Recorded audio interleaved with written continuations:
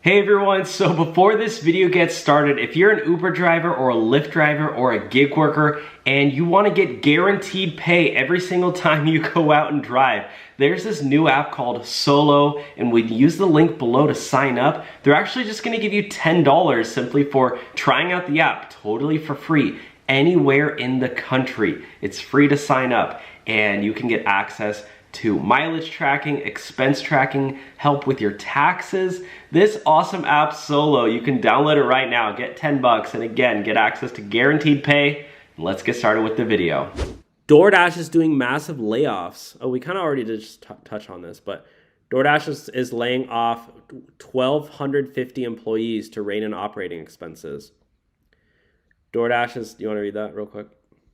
Yeah, DoorDash is laying off 1,250 people in an effort to rein in costs, the company's CEO, Tony Zhu, said in a message to employees on Wednesday.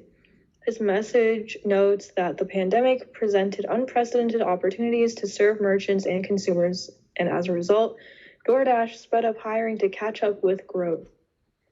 Yeah. Zhu says although most of the company's investments are paying off, it did not properly manage team growth. Yeah. So he said, today we're reducing our corporate headcount and saying goodbye to many talented teammates.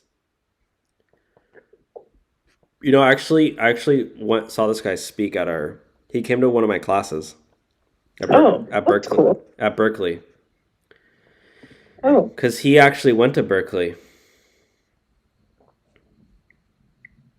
Yeah, this guy was a Berkeley student. Oh, that's cool. Yeah. He's a huge fan of Shark Tank. Oh, he's gonna be on Shark Tank. Like as one of the judges? Yeah, as one of the investors. Or investors? That's cool. Who cares where he'll sit? Nobody cares. Aren't they all the same? This is so dumb. Who cares?